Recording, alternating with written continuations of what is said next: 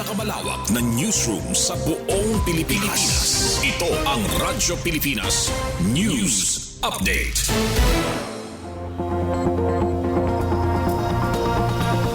Philippine Standard Time,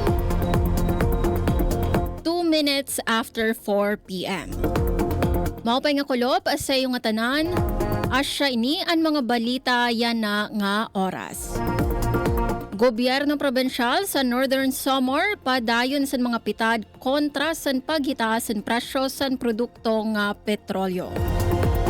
Ngan dialysis center sa Samar Provincial Hospital ginabrehan na.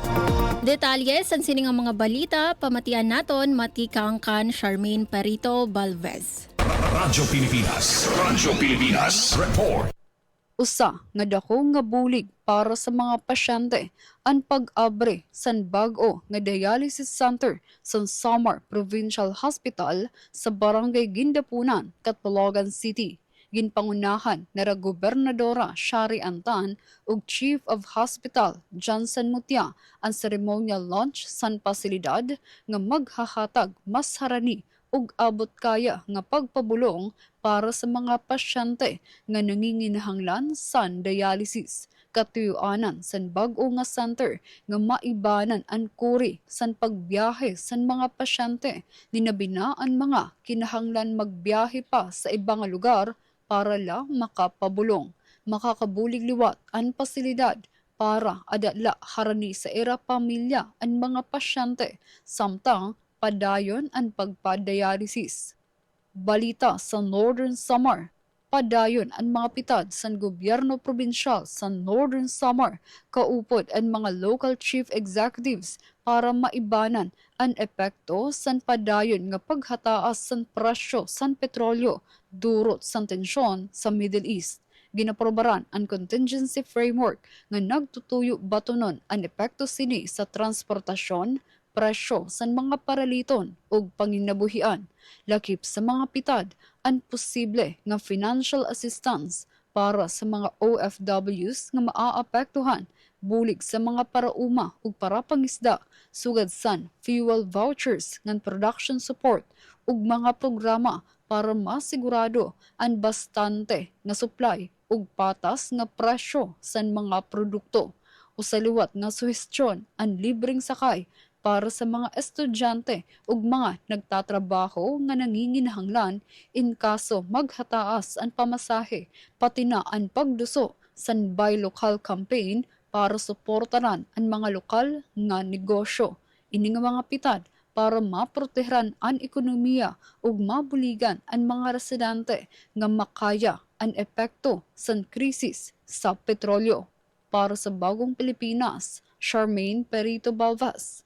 Radyo Pilipinas, Radyo Publiko, Calbayog.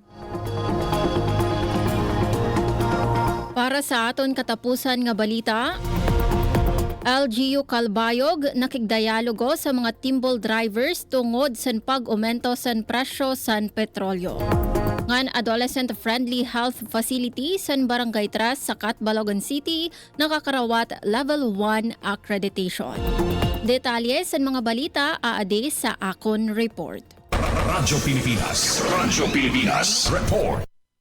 Nagtikang na ang gobyerno lokal sa Calbayog sa inisyal nga dialogo sa mga timbol drivers sa Bagakay Covered Court agud atubangon ang epekto sa padayon nga pagsaka sa presyo sa petrolyo tungod sa krisis sa Middle East. Sentro sa diskusyon ang ginpaplano nga fuel subsidy program sa syudad nga magahatag bulig sa mga transport operators ngan pasahero nga apektado sa mahal nga krudo. Tumong sa aktibidad nga mabuligan ang mga timbol drivers nga mapagaan ang adlaw-adlaw nga gasto ngan maproteheran ang interes sa commuting public. Ang nasabi nga dialogo maawansyahan nga pitad san mas hilawig nga pakighampang sa sektor sa transportasyon agud makabati san ira mga sirot ngan kabaraka ngan makabaton san angayan nga mga solusyon. Padayon naman ang koordinasyon sa LGU sa magkadrodilain nga sektor agud masiguro ang epektibo nga pagresponde sa mga hagit nga durot sa mga samok sa langyaw.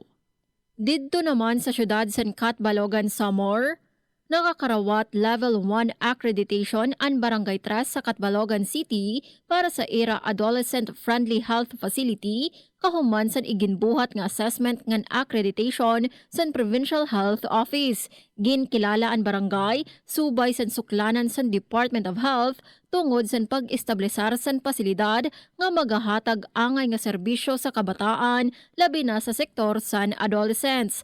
Naging posible ini nga kadaugan pinaagi sa marigon nga kolaborasyon sa barangay officials, SK officials, ngan mga barangay health workers upod ang mga health personnel nga padayon nga nagsiserbisyo sa komunidad. Dako liwat ang pagpasalamat sa barangay sa Catbalogan City Health Office tungod sa irahulos nga suporta sa pagpatuman ngan pagpauswag sa nasabi nga pasilidad. Nagpapakita an ini nga milestone san padayon nga paningkamot san komunidad sa pagparigon san serbisyo panlawas ngan paghatag importansya sa kaupayan san kabataan. Para sa Bagong Pilipinas, Suzette Pretencio, Radyo Pilipinas, Radyo Publiko, Calbayog.